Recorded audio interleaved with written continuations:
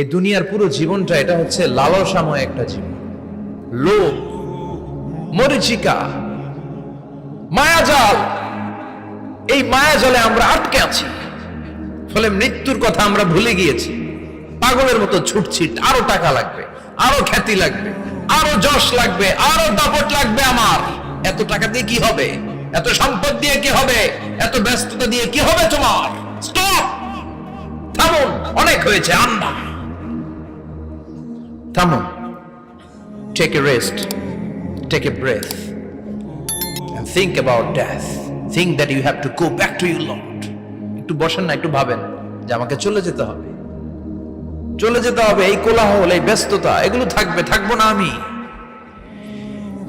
সাইয়েদনা ওমর ফারুক বলেছেন, মুতু ক্বাবলা আন তামুতু, মরার আগে একবার মরো। হাসিবু ক্বাবলা আন তুহাসাবু আলাইকুম, তোমার হিসাব নেওয়ার আগে তুমি একবার নিজের হিসাবটা করো না। কাগজ বের করে একটু লিখো না কি কি ভালো কাজ করছিলা, যেগুলো দিয়ে নাজাতের ওসিলা হতে পারে। 1 2 3, আর কি কি আকাম কুকাম করছো দেখো না, লিখে দেখো তোমার অবস্থাটা কি। মরার আগে একবার মরো। মরার আগে খাটের মধ্যে শুয়ে শটান করে চোখ বন্ধ করে একবার মরার ভান করে দেখেন কেমন লাগে। চোখটা বন্ধ করেন আর ভাবেন আপনি নাই, কি কি হতে পারে ভাবেন। আপনার ছেলে মেয়েরা কান্না জুড়ে দিবে, আপনার প্রাণের স্ত্রী বিলাপ শুরু করে দিবে, বন্ধু বান্ধবের চিৎকার আর মাতম, স্থানীয় এলাকার মসজিদে ঘোষণা, অমুক এলাকার নিবাসী অমুক ভাই অমুকের ছেলে অমুক দুনিয়ায় নাই। সব আত্মীয়রা চলে আসবে, ফেসবুকে স্ট্যাটাস দেয়া হবে, সবাই সবাইকে জানাবে বিকাল 4টায় অমুক হাই স্কুল ময়দানে আপনার জানাজা। ছুটে আসবে, সবাই ছুটে আসবে আপনাকে শেষ বিদায় দিতে, গুড বাই জানানোর জন্য, আল ওয়াদা, বিদায় জানাতে আসবে সবাই। 4 তাকবীর দিয়ে আপনার জানাজা হবে, অশ্রুসিক্ত জানাজায় আপনার বিদায় হবে। কাঠের খাটিয়ার মধ্যে করে কাঁধে তুলে আপনারে কবরে নেওয়া হবে। আগে থেকে খুঁড়ে রাখা কবরটার মধ্যে আপনারে বিছিয়ে দেয়া হবে। বাঁশের কচি দিয়ে তার উপরে মাটির চাপা দিয়ে সব চলে যাবে। ভাবেন না একবার চোখ বন্ধ করে, this is the circle of life, this is the nature of life. এটা সবার হবে, আমার হবে, আপনার হবে। এত মায়া, এত ভালোবাসা কই যাবে? কেউ থাকবে না, সবাই আপনার অন্ধকার কবরে রেখে দিয়ে চলে আসবে। উপরে বাঁশের কঞ্চি, তার উপরে মাটির চাপা, অন্ধকার আর অন্ধকার। এই অন্ধকার যেন শেষ হতে চায় না, শুধুই অন্ধকার, ঠিক কিনা? এজন্য আমাদের চলে যেতে হবে। দাদা গেল, চাচা গেল, মামা গেল, আমাদেরকেও যেতে হবে। জোরে কোন ঠিক কিনা? সব করে থাকবে, চলে যেতে হবে আমাদেরকে। এজন্য আখিরাতের কথা যেন আমাদের স্মরণ হয়। বিশ্বনবী বলতেন, নাহাইতুকুম আন জিয়ারাতিল কুবুর, আমি তোমাদেরকে কবর জিয়ারত করতে আগে নিষেধ করতাম, কিন্তু এখন নিষেধাজ্ঞা প্রত্যাহার করে নিলাম। এখন সব সময় তোমরা কবরের সামনে যাবা আর জিয়ারত করবা। কবরস্থানে জানতো বড়ুয়া কৃষ্ণপুরের এই গ্রামের কবরস্থান আছে কোন দিকে? পূর্ব দিকে আছে, গোখরার জলের ওদিকে। যান আপনারা, একটু যাবেন, একটু গেলে আখিরাতের কথাটা স্মরণ হবে। ওখানে ছোট শিশুরা শুয়ে আছে, কিশোর যুবকরা আছে, আপনার মতো তাগড়া যুবক মুরব্বীরা আছে। এরা এই এলাকায় থাকতো, এরা আকাশ থেকে নেমে আসে না, এই এলাকার সন্তান আজ নাই।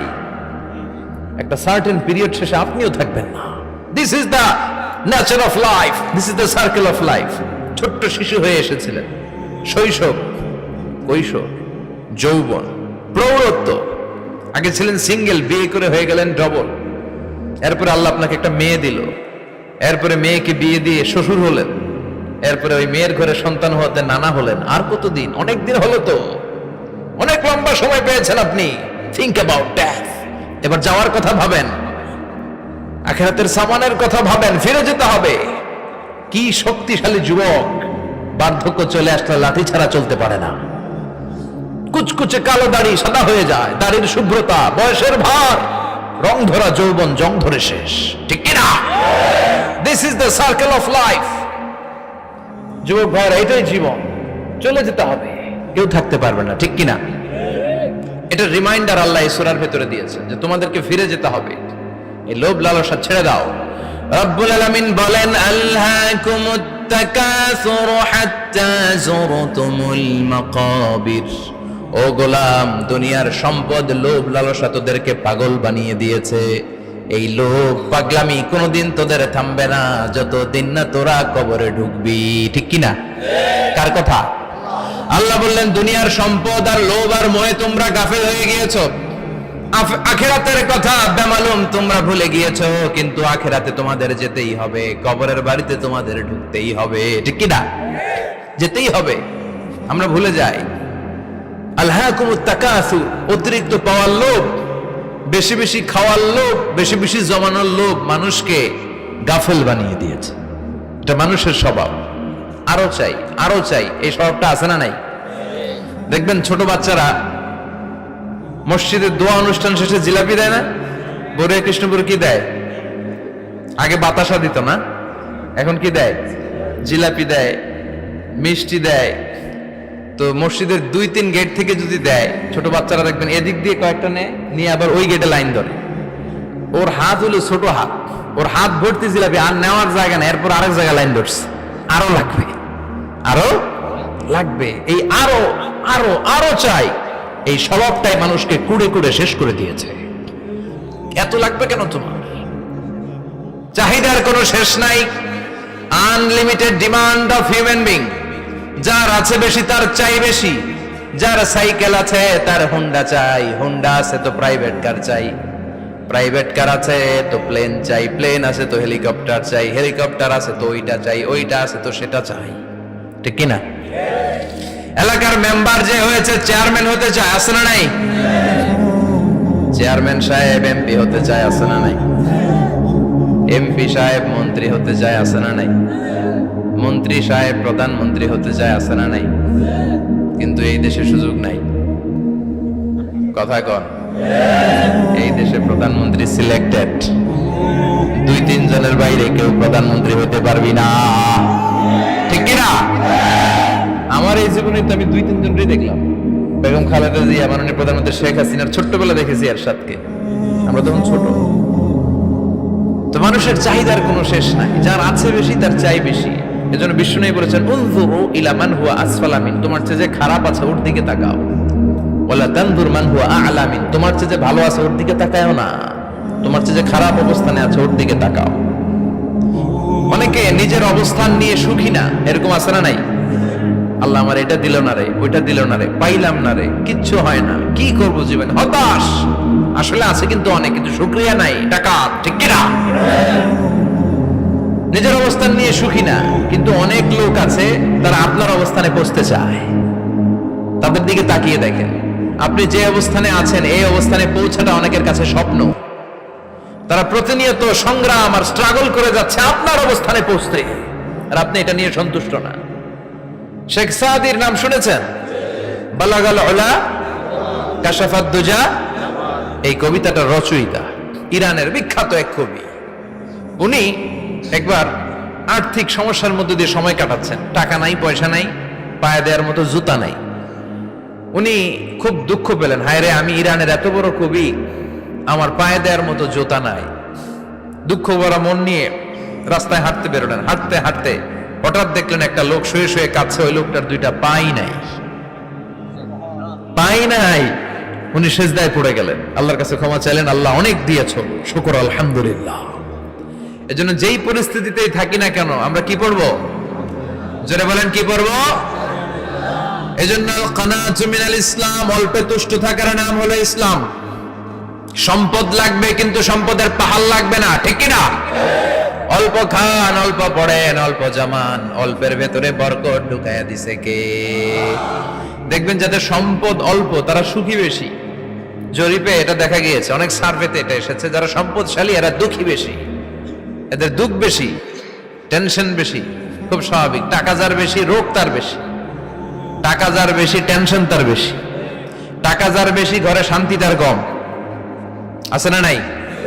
ঘরের ভেতরে অশান্তি, ছেলে কথা শোনে না, ছেলে টানে গাঞ্জা, মেয়ে করে পরকিয়া, আছে না নাই? স্ত্রী কথা শোনে না, ভালোবাসা নাই, ঘরটা জাহান্নামের টুকরা। রোগ বালাই, এক একটা হসপিটাল বিল পরিশোধ করতে মাসে 5 লাখ 10 লাখ, আছে না নাই? কিছু খেতে পারে না, ডাক্তার একেবারে ডায়েট মেনু বেঁধে দিয়েছে, ডায়েট, ভেরি ডায়েট মেনু, এটা এটা এটা এটা কিছুই খাবেন না, শুধু গরু খাবেন না, খাসি খাবেন না, চিংড়ি খাবেন না, খালি ঘাস খাবেন। ইচ্ছে মতো ঘাস খাবেন, মানে ঘাস জাতীয় যত আইটেম আছে সব খাবেন, শাক খাবেন, সবজি খাবেন, সালাদ খাবেন, গরু, চিংড়ি, মুরগি, গোশত, ইলিশ কিছু খেতে পারে না। তাহলে রোগ বেশি, খাওয়ার মজা নাই, ঘরে সাংসারিক শান্তি নাই, খালি ব্যারাম আর ব্যারাম, ঠিক কিনা? কিন্তু সম্পদের পাহাড় ঘটেছে। আর অল্প যারা খায়, অল্প পড়ে, রিক্সাওয়ালা, কুলিওয়ালা, অল্প বেতনের চাকরি, কিন্তু হক হালালি মেনে চলে, দেখবেন শান্তি আছে অনেক। হ্যাঁ, বাসা ভাড়া দেয়, ফ্যামিলি চালায়, বাচ্চাদের স্কুল বিল, এরপরও মাস শেষে 1-2 হাজার টাকা হাতে থেকে যায়। আর ওর প্রতি মাসে 10 কোটি টাকা ইনকাম, তারপরও ব্যাংকের ঋণ আছে না নাই? সুখ কারে বলে? কিভাবে আপনি সুখকে ডিফাইন করবেন? সুখ তো টাকায় কিনা যায় না। শান্তি টাকা দিয়ে হয় না, শান্তি দেওয়ার মালিক কে? শান্তি আছে অল্প খেয়ে শুকর করার মধ্যে, শান্তি আছে আলহামদুলিল্লাহর মধ্যে। চিল্লায় বলেন ঠিক কিনা? এজন্য অল্প খাবো, অল্প পড়বো, অল্প জামাবো, অল্পের ভেতরে বরকত দিয়েছে কে? দেখেন, ধনী ভাইরা খেতে পারে না, কিন্তু রিক্সাওয়ালার কি সমস্যা হয়?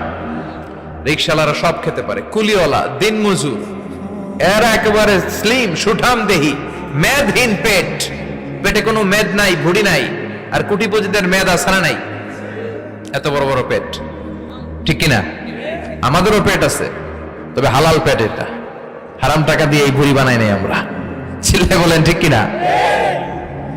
রিক্সাওয়ালা, কুলিওয়ালা নিজেও নামাজ পড়ে, বউ নামাজ পড়ে, বাচ্চাটাও নামাজ পড়ে, রিক্সা চালায় আর জিকির করে লা ইলাহা